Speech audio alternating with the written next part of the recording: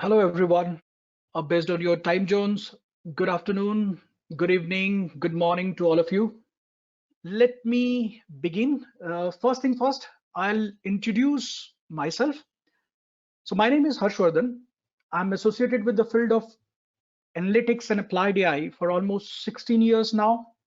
I'm currently working as a senior director for Global AI Engineering Division in Capgemini.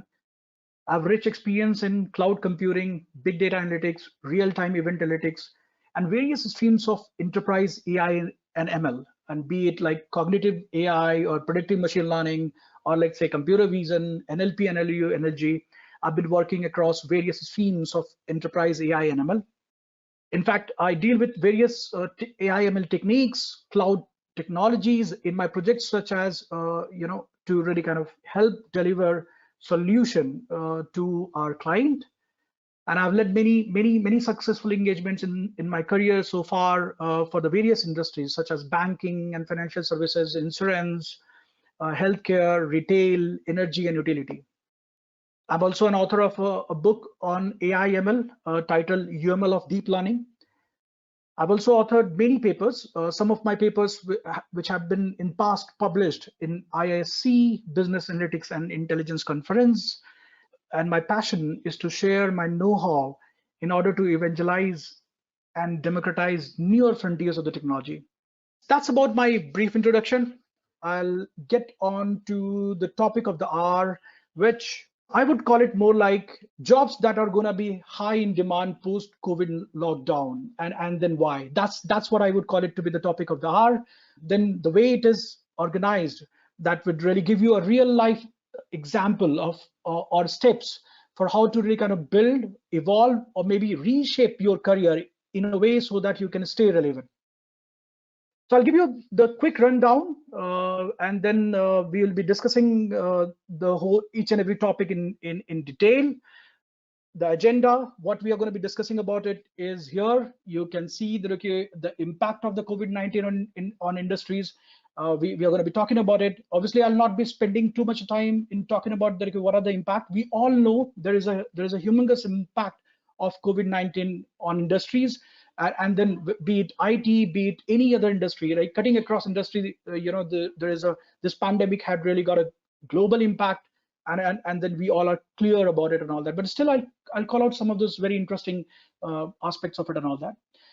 I'll also talk about how exactly IT sectors are affected. Then I'll move on to the impact of individuals, and from here on, what you would see that it basically tries to get a shape that talks about what exactly you should be doing it now to really remain relevant, or how to really kind of still prosper in your career, and then from that dimension, that what are the jobs which you should be really kind of trying for, how exactly should you really kind of cross skill and all that, right? So that's where what is the future of the work, and then how the jobs will emerge post COVID-19. These are the things which I'll be spending a good amount of time, and then skills which you need to develop, right? So how do you really code your future? How do you really become digitally enabled sort of stuff and all that? Those are the things which I'll be focusing more and more time. Okay, so let's go further with it. So what is the impact of the COVID-19 on industry, right? So as I said it, that we all know certainly that what is the impact of the COVID-19, be it education, be it healthcare, be it information technology, be it tourism, be it small businesses. Everyone has really got an impact. Some of the industry had got so adversely affected that, in fact, what we are witnessing it, there are very many companies within that industry have to really kind of shut down their operation, right?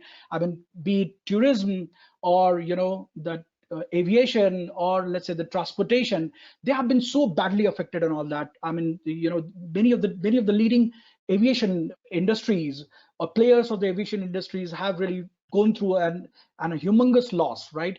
Similarly, a lot of those small businesses, the IT products, the boutique players and all that, who had been doing some sort of direct business to the consumer kind of thing and all that, they have really got a lot of impact. They had seen the heat, they have felt the heat of it. Many of those startups have really had to really go for the retrenchment, and many of you must be knowing about it and all that, right?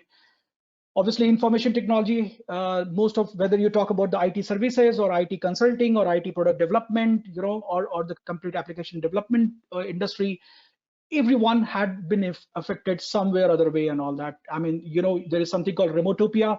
One of the common thing that, okay, in IT industry, most of us are really working from remote. That's one of those, I would call it as like a very trivial, but then a very meaningful impact which has really happened in the IT. And then that, okay, there is a lot of business dip. There is a bottom line. The bottom line had been hit. The top line has really gotten hit, right? So we all know that, okay, how exactly it has been badly affected and all that, right? Healthcare, possibly, as you say, that, okay, every adversity comes up with certain opportunity for all, and in some cases, a very easy opportunity for some industries and all that. Healthcare, in a way, has been positively affected. A lot of attention now has really gone to the healthcare. And similarly, even for education, you see that, okay, edtech is really doing pretty well now, because most of us, we understand that, okay, there is a huge job loss which is going on. We all are hopeful that, okay, post COVID-19 or this COVID-19 era, there would be a jump again back. There are theories that, okay, there will be a U-shaped recovery, or maybe there is a V-shaped recovery. There's a lot of those economists who are really kind of coming up with the theories. Theories are being redefined time and again, that how exactly the industry would really recover back. And based on that, there's a lot of interest in really kind of reskilling ourselves and all. So that's about the impact, a kind of high level glimpse. We all know about it and all that, so I'll not be really kind of talking much about it and all that, right? So let me keep going on. Yes, we know IT sectors are affected.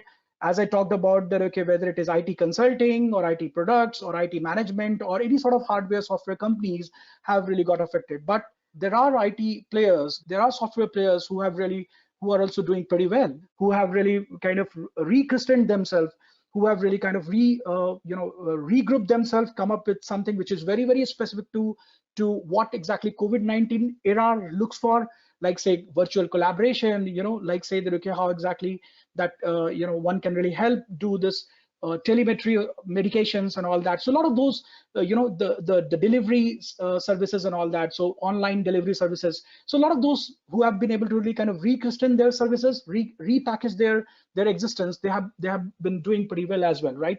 So, but then, yes, largely there is an impact across the board, and then we know that, okay, there is a huge amount of drop in the employment and so on and so forth, right?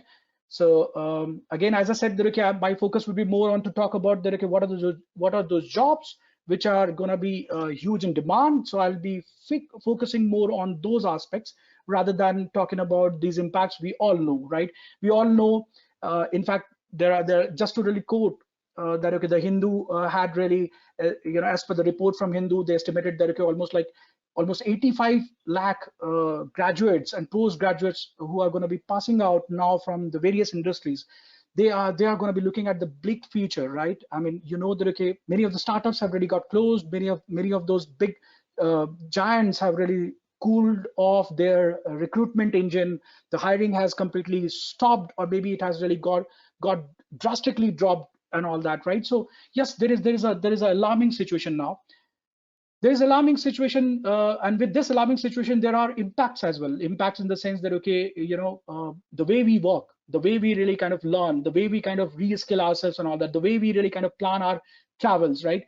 Most of things have really got impacted and all that. So that's what some other stats, I believe that, okay, you must have seen these stats, and then these stats are only to really kind of reiterate the fact that, okay, there is an impact not only on the industry, it's also on the individuals.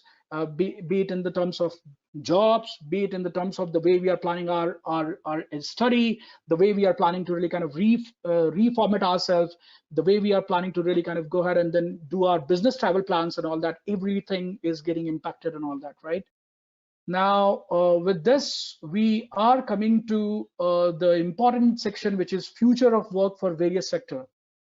So here it is, the future of the work. Again, this is just an illustration. So as you guys have talked about AI, IoT and all that, what we are trying to show it to you, that how exactly these technologies, as per the sector, just an illustration that, okay, these technologies are enabling enabling the industries which are trying to really do better. They are springing back into the action, or they are looking for a better prospect in the coming days and all that. Let's say, for the example, fintech, right?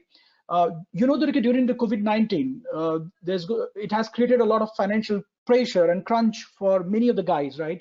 There are jobs which are getting lost. There is a furloughs which have been asked. There is a salary reduction and all that. So many of the guys are looking for the easy access to the loan. Many of the guys are looking for the easy access to the finance and all that. And that's where this fintech companies are coming up, and then they are trying to really use all these technologies. They are using AI, they are using cloud, they are using IoT, the connected world, they are using cybersecurity and all these things to really kind of make these things far more reachable to the COVID, to the client, to the general public who are now affected because of the COVID-19, right? So there are new norms which have really come into the market and all that. Similarly, information technology is trying to really kind of they have been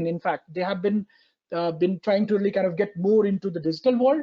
And because of these all COVID-19, it has really accelerated that you need to really kind of enable such virtual collaboration. There is a huge demand that now let's get from on-prem, which really needs a lot of those manual maintenance and all that, to the cloud kind of system and all that, right?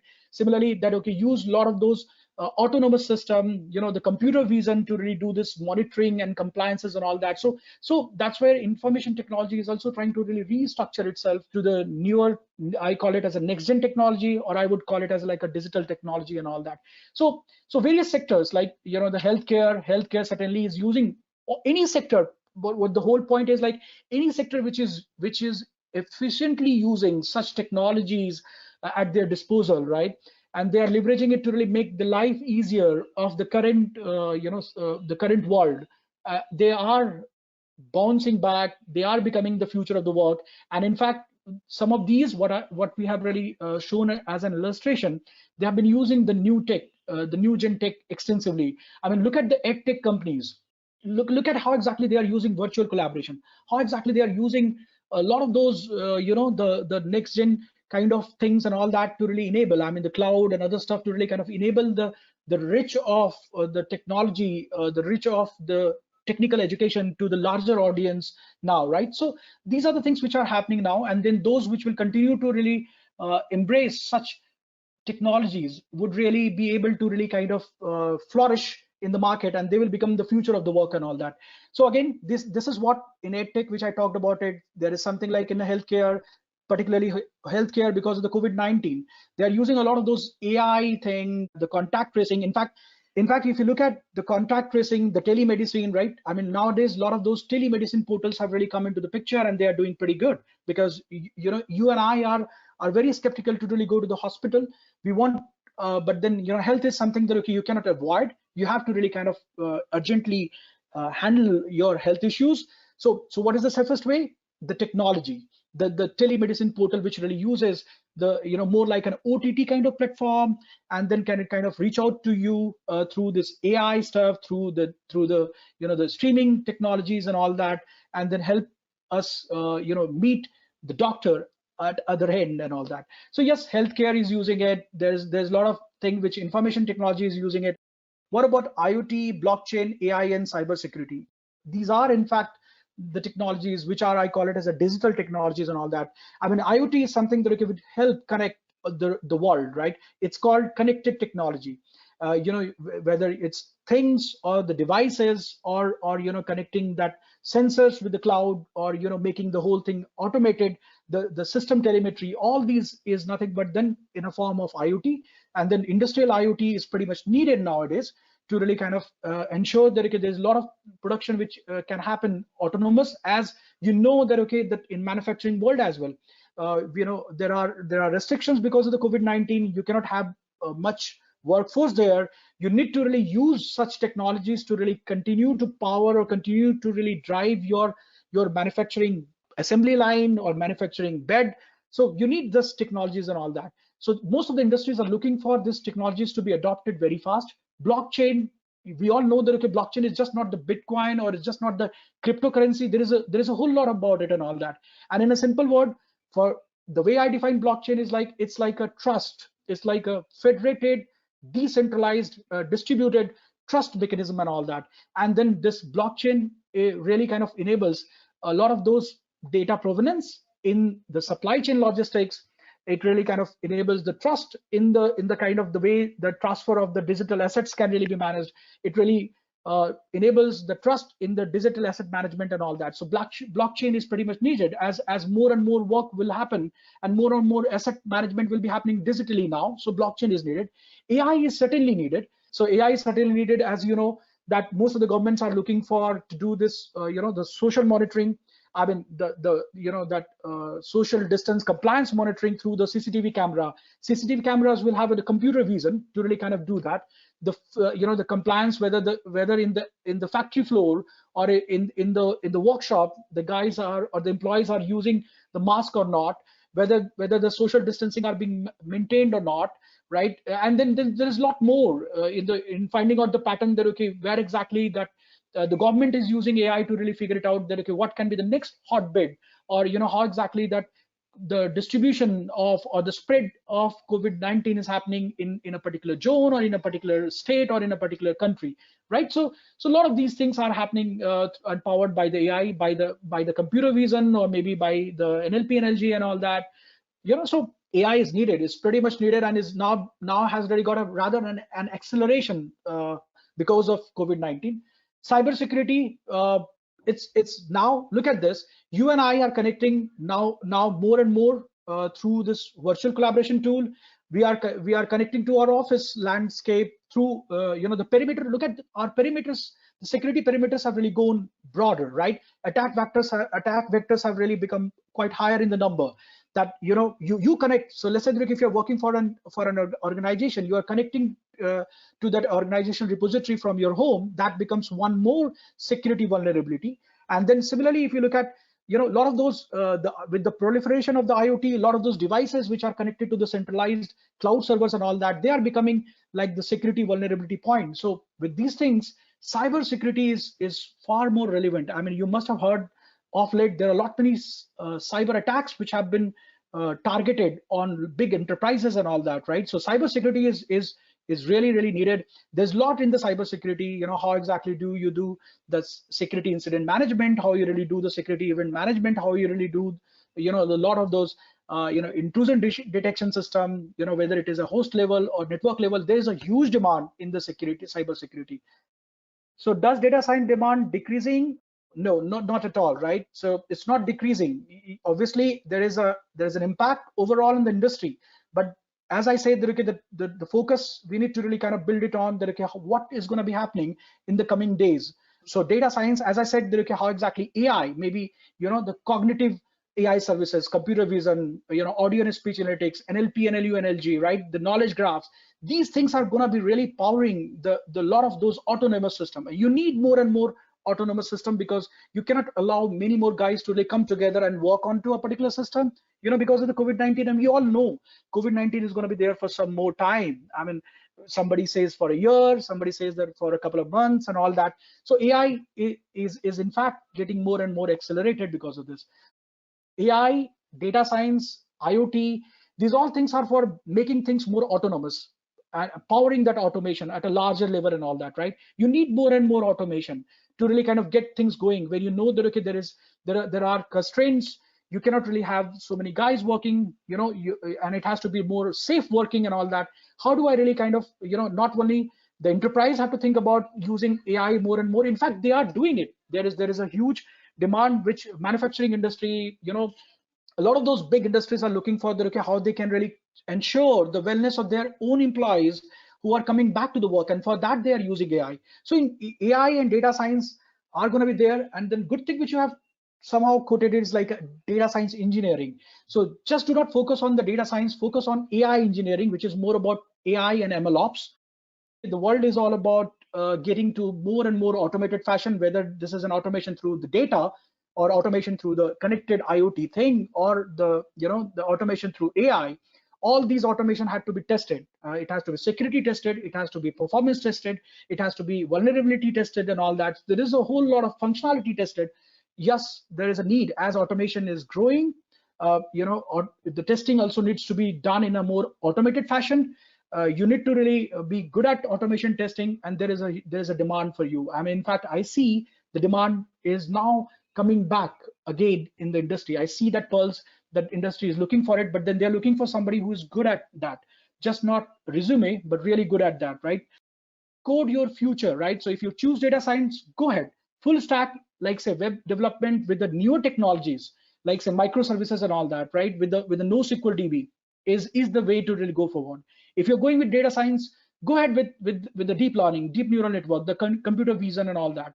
So DevOps is something like, I would call it as it is something like a salt, and then it really gets mixed with everything. So now DevOps has become like a mainstream nowadays. Whether you do AI or ML, ML and DevOps together is ML Ops. So anything which you want to really be productionized, you take it from the lab, from the POC to productionization to the real world.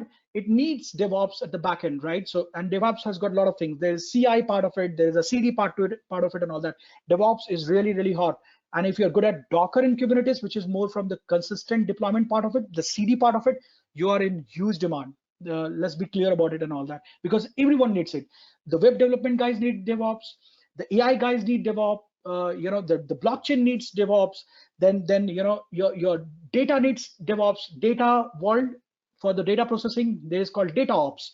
In the ML field, it is called ML ops, right? So DevOps is something like bread and butter nowadays for the industry to really make anything industrialized. RPA, again, anything which is a next gen technology, in a general, you can go ahead with it, but just go deeper into it, learn in detail, code your future. As I say, I'll keep repeating this phrase: code your future. Just don't go superficial. Code your future, and you'll see that okay, there is a demand, there is a huge demand and all that, right? Which one language is going to become more relevant and important, like Java and other stuff and all that?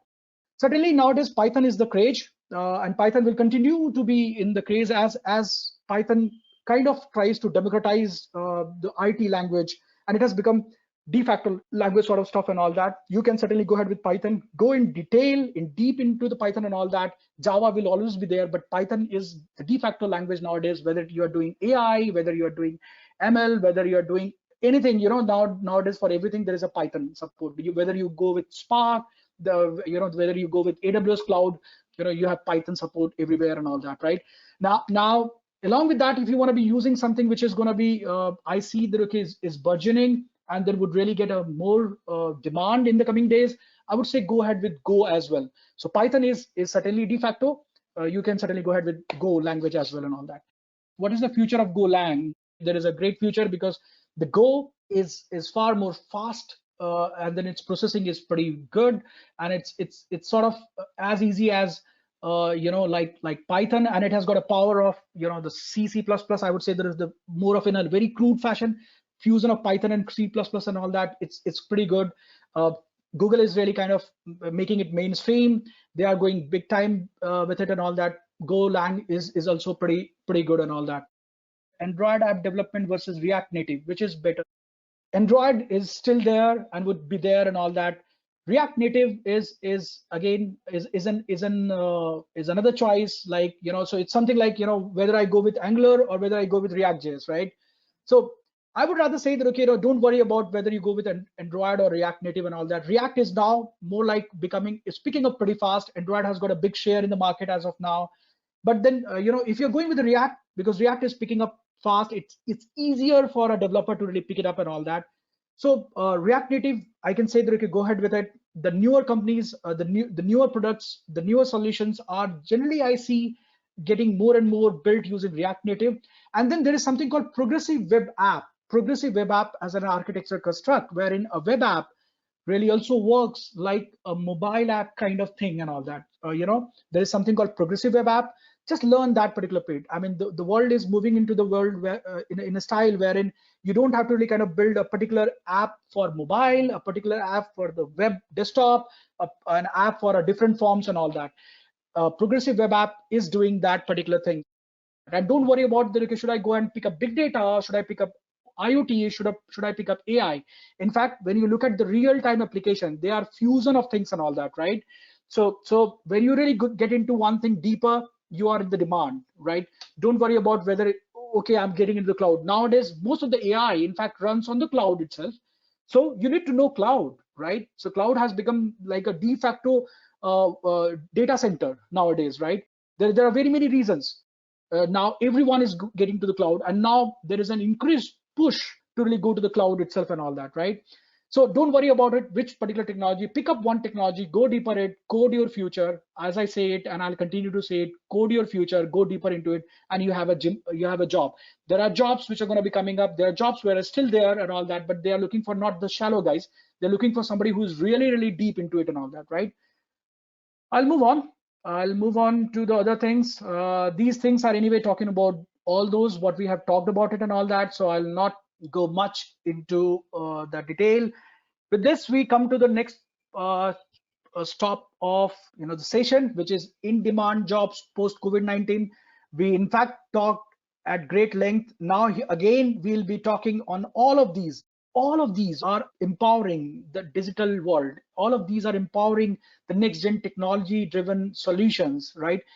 These are the things which will be really taking the industry to the forefront. If you recollect a couple of slides back, we were talking about that, okay, how exactly the healthcare industry is really adopting these technologies and then trying to really help the humankind, how exactly the edtech is adopting such things and all that, how exactly the manufacturing industries are adopting AI and the cloud and then IoT to really kind of make their production more seamless, more hassle-free, more more effective and efficient, right? The whole end game business, the motto is that how to really kind of improve the top line, how do I really kind of boost the bottom line and all that, right, of the business.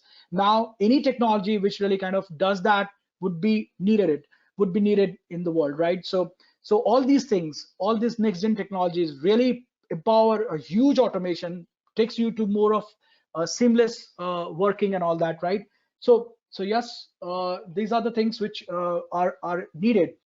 So in the cloud computing is something that is becoming the necessary thing for the enterprises to really keep running their business. And cloud really offers a lot of things and all that. And in cloud, AWS is still has got the lion's share of the market, and then Azure is catching up pretty fast. GCP is also really picking up very, very quickly. Data science, when you talk about, it has got many things to it and all that. Try to really broaden your spectrum and all that, right? Similarly, in the big data, there is a newer wave of the big data technology which is there and all that. Obviously, there's a lot which is happening in the big data. For the web development, what I would suggest that look into the progressive web app. As I said, in web development, React is good. For mobile native development, your React Native is good. But then there is something called progressive web app. Look into the progressive web app. Look into the microservices architecture, which is empowering the newer web development and all that, right? In the virtual and augmented reality, what I would suggest you to do is to really kind of look at the offerings which are from the cloud services. Azure has got a VR software, PaaS. There is an offering on augmented reality. They are fusing AI into it to make this all reality far more smarter. Look at from the cloud perspective how exactly they are offering it and all that, and you will have a better perspective to it and all that. In cybersecurity, why it is so very needed, and as and when we are getting more onto the digital world, more onto the connected world, cybersecurity is becoming far more important as the attack vectors are growing, the attack surface areas are growing, vulnerability is becoming more and more. So you need to really be kind of enforcing that. And when you talk about the cybersecurity, there are a lot many kind of the standards which are there. But all you need to understand that enterprise security operation control, you need to understand about the CM, you need to understand about the different kind of intrusion which happens and all that. You need to understand about the scanning which happens, like the static the vulnerability scanning, which is like SAST and DAST. So go deeper into it, learn about those softwares which are really kind of doing things, and then that would really help you. In business analysis, as I said, that get more into the domain specific things and all that.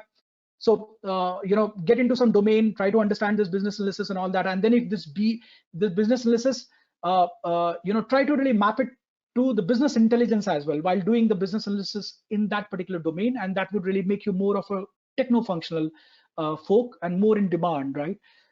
Digital marketing, there are something like a customer data hub, then there is something like, the digital, in that digital marketing there is a click analytics and all. There's a lot of things which are there in the digital marketing. At least these things are pretty much in demand. That's pretty much about things now. So this is more like a, I would say, a recap of the things, right? And what in fact you're looking for, what you should be really kind of doing it. As I said, code your future. So look at this, very deliberately we have kept coding for all the technology guys to be at the top, right? Then digital. So just, is it just good to be good at C++ coding or maybe data structures and some sort of basic algorithms? No, you need to really kind of pick up some digital skills, like, and then we have talked about those digital skills at length, right?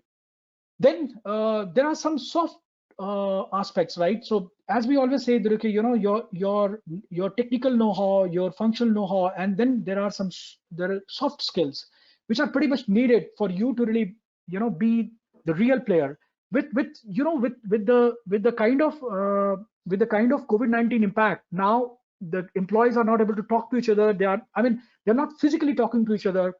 There is a whole lot of demand to really kind of do this virtual collaboration, share their knowledge, share and build, collaborate with guys who are working from remote locations and all that, right? For all these things, there is a lot of this adaptability which is needed. So have your adaptability for any new technology, adaptability for to really kind of transform your current skills from to the digital skills and all that. You should be able to conceptualize the problem statement, right? So conceptualization is pretty important. The conceptualization of the problem statement, that what are the problems which now everyone is facing it. One of the thumb rule which I'll tell it to you, the problem which you are facing it is being faced by many. So if you are facing a problem, conceptualize that problem, ideate into it, and then try to really go deeper into that particular problem. That's what you call conceptualization of the problem. And then think about what can be the possible solutions to it. That's about conceptualization of the solutions to it and all that. Then conceptualize that, okay, how would you really kind of go and physicalize that solution so that others can also be benefited from it and all that. Conceptualization is as I say, that okay, it has been something that, okay, it is not even today needed. It has been needed from very many years. It will be needed for till we continue to innovate. We will need this conceptualization. Leadership, there's a lot which one can talk about the leadership. Everyone has got their own definition to the leadership. I'll just talk about one line. If you can empower others, if you can empower your team, and if you can really part of the team and then help contribute for the team, that's the true leadership, right?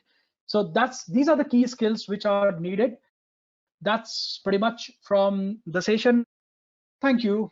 Have a nice day.